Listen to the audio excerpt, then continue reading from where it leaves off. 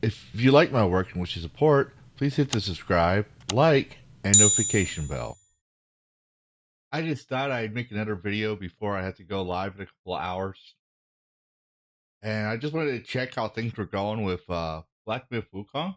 I did make a video. It took me a little bit to edit. It came out earlier this afternoon. Yeah, so I was checking the internet, decided I was going to check up on our game Urinalists. My boy Paul Tassi, make sure they were okay.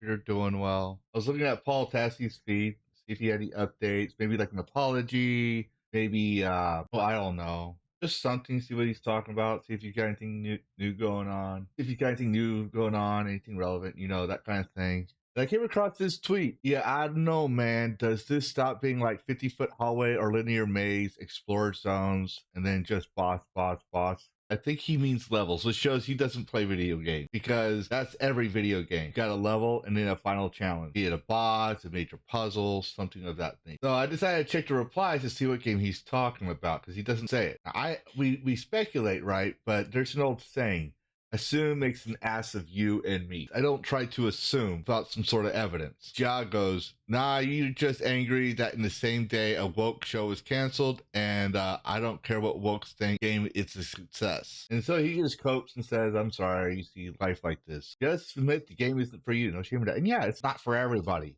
Certain games are not for everybody. Like, I played Aska, and I didn't like it too much, but it was a good game, I'll admit that. Someone who likes a mix of survival and city management would love it, but I didn't. I thought it was neat, but I didn't get to explore the island. I mean, it had a lot of neat mechanics. It just wasn't for me. Was that so hard, Paul? And my buddy, he's not seeming doing so well. This is literally what I'm trying to find. Well, if you're, I'm going to say right now, Paul, if you're trying to find that out, and you say this, it's not for you. You're not a gamer. I've seen your articles. You just go off of what everyone else says. It's not for you. There's no shame in that. You're not a gamer. It's okay. Quit your job and go be a political pundit somewhere. Some are coping and seething it with him, like not really nice set pieces, but pretty much bide time until you find the next big thing to wreck you. That's the video game. We've been Astro Church. Some people are just coping here. Let's see. Gaslight. A lot of coping and seething. But a lot of people ask, like, what I would have done, what game you're talking about, like this column of Benrare here. And yeah, like most people are saying, probably Wukong. Black Myth Wukong, yeah. And yeah, he's probably salty too that he can't give, like, he probably got a free Steam code and he can't talk about his politics. So yeah, he was playing Black Myth Wukong. Okay, time to monkey. Oh, look at this. If in my previous video, he says it's all because of China that the game's a success. All because of China. But as we clearly see, even if you take China out of one con, it's still doing 260,000 concurrent in other regions, which is obviously fantastic on its own for a full price game. Yeah, okay. You could say it's largely because of that, but I guarantee you, when I get to the next thing, you're going to find out it's mostly a lot of people are supporting it. Because I guarantee you, like, China, you do realize, Paul, that a lot of Chinese players play American games too, or Western games, Japanese games, just like Americans play Chinese games, for example. He's coping so hard. He goes, surely we can put our faith in a new game from Peter Molyneux. I can never say this name right. But if you don't know, he's the creator of Fable, and if you want to know how bad that is, that's the Fable 4 protagonist right there. Yeah, that got a lot of controversy amongst gamers. Is we can't tell if she's a dude or a guy. So freaking ugly, and a self-insert, by the way, where people talking about how she's a self-insert. So obviously Paul is coping and seething.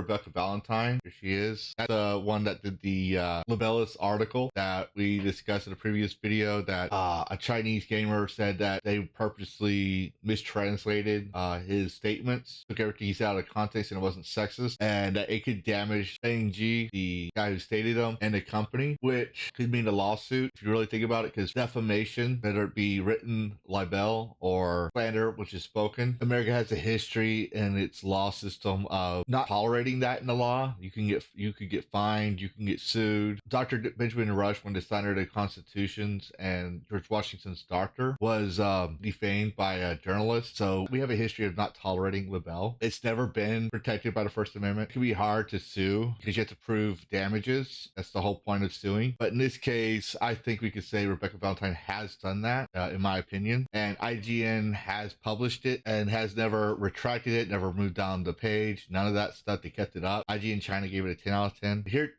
her website, right? And remember how I said she's always interested in awards? Well, she says it herself right here. Multi-award winning senior reporter. I'm getting 1,000 hits an hour with grade A bullplop. A great idea. I'll make up some news. I smell another Pulitzer. Her, no longer at Twitter. Oh, wow, she's no longer at Twitter. Don't DM. So she just put herself in hiding. Her posts are protected. I don't blame her, because if a certain game dev decides they're going to sue her and pursue lawsuits, the lawyers would be probably looking at her Twitter for discovery. I would think. I mean, I'm not a lawyer, but seeing what else she has posted. But yeah, and then we get more coving and seething. So here's Black Myth Wukong, overwhelmingly positive, all reviews. I decided I was going to see the negatives, and I selected funny. And here's what they have. If you want to support a super misogynistic games company, developers are misogynistic. Obviously, he hasn't refunded. He looks and performs like a rotten potato, looks very ugly and pixelated. I mean, if you watched my live stream last night, it's obviously not that. I'm running a very basic standard game. Even at medium settings. Not accessible to those with better reflexes. Oh my guy, I'm going to tell you right now, I have nerve damage and a brain injury. I have bad reflexes. No difficulty options at all. Okay, yeah, you're not going to get some. So what? Okay, not all games are going to have. Maybe the game's just not for you. Otherwise, the game seems really good. Okay, you're honest about that. Wow. Wow. Yeah, no, that's not funny, dude. That's not funny. You're a Chinese woman with self-harm issues, contacting me works at the out to change this review to a... No, that's not funny. We go back to positive, recommended, right? Beat the first game, visually stunning, race monkey. As I'm aware that my thumbs up is never going to be seen by anyone, there's literally thousands of them. Okay, Mia the King, you're on YouTube. You're on YouTube. Just because you don't think anyone's going to see it, I'm going to post. I don't think you'll. Here's the irony. I don't think you're going to see my video. I'm a small YouTuber.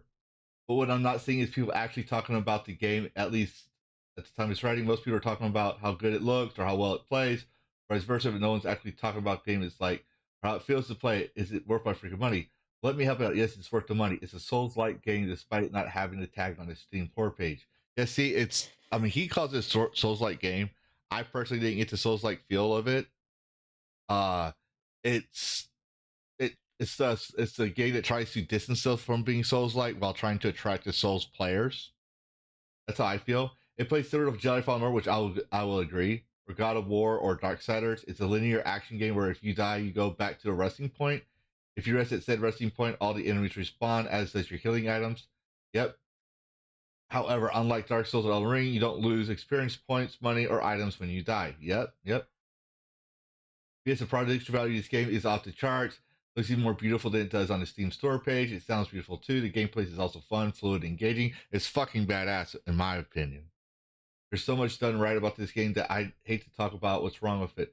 Versus the tutorial is severely lacking, barely teaches you anything. Yeah, it's basically just to, because some people, they don't, I can explain that to a certain extent about, doesn't teach you anything. Some people are very familiar with games. They don't need a tutorial. Okay.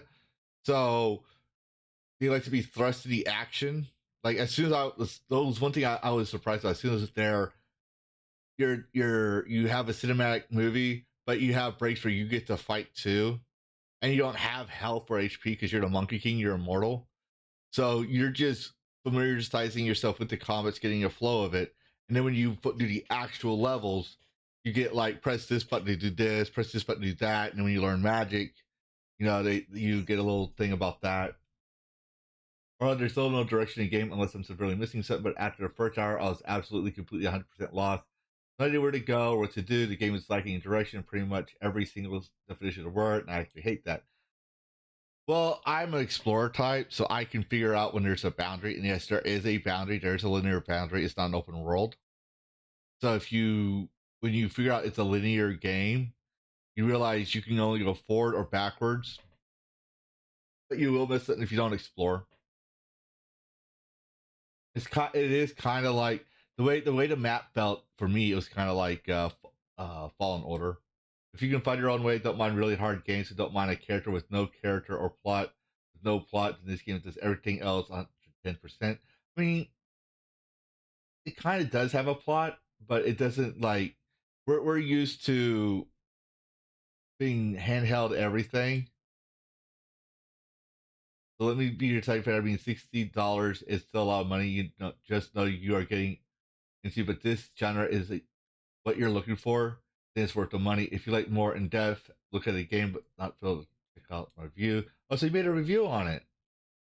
He did say he liked it, but he also said what he was wrong. I think it was a fairly objective review, right? I'll say that. He said he updated and reinstalled the gameplay's faulty, so he had to update his driver. So a lot of people that are giving negative reviews needs to update. Here's one product review for free. A content creator because it's a pre-release review. Amazing game in every aspect. Totally recommend it if you're into something like God of War. There's some Souls-like mechanics. Yeah, Souls-like mechanics doesn't make it a Souls game. Very fun to play. Yeah, it was awesome. Very awesome, I think. But I know that, I could be having rose-colored glasses, if you will, as the old saying goes. Yeah, excuse me, I'm a dragon, so I'll say some very archaic words. Nvidia is giving out a graphics card, I guess, in honor of it. Stellar Blade comes out, and congratulations of it as a fellow game creator. I mean, I hope Stellar Blade doesn't go woke, but they did cave a little bit. So hopefully Shift Up learned their lesson, but they went public, so I don't know. Drums, the World of Warcraft lead developer from the classic World of Warcraft, says, "Dear game journalists who try to extort and smear Black Myth Wukong, go fuck yourselves." And it's just basically just him showing the smears, and yet there's over 2 million in game.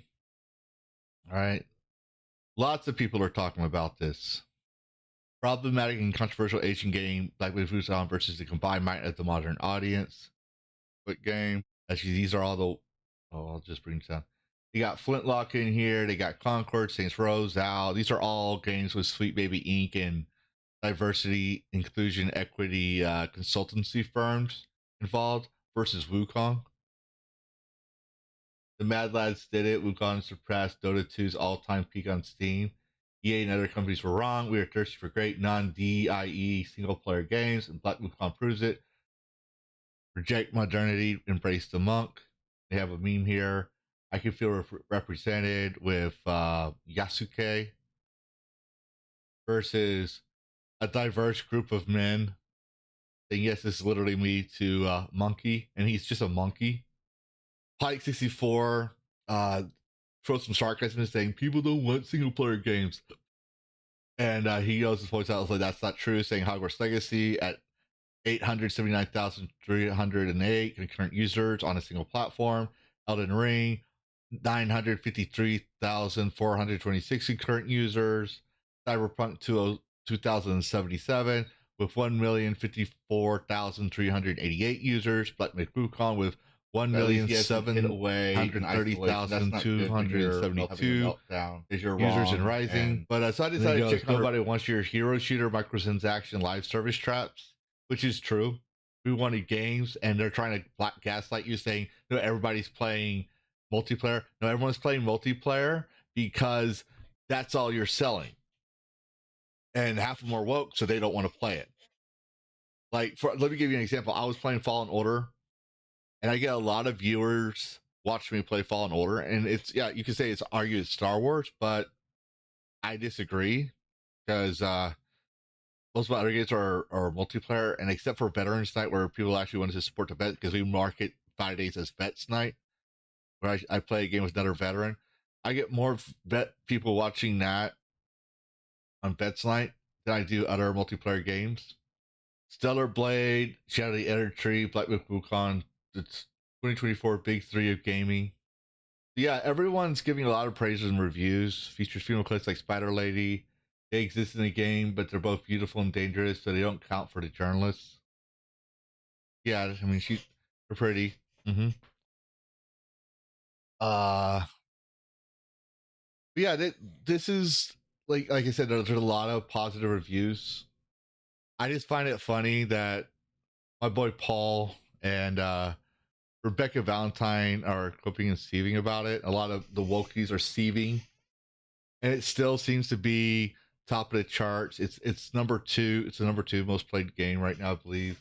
It's a big success. So yeah, congratulations, Game Science, on a job well done. I'll be playing this game in a couple of hours from making this video, not the publication, making this video. This video might come out within minutes before I start my live stream. I did promise everybody I was going to do that. But what do you think, viewer? Is this game a success? Are the journalists coping and deceiving? Give your opinions in comments below. Join us tonight for Black Myth Wukong. And as always, happy gaming.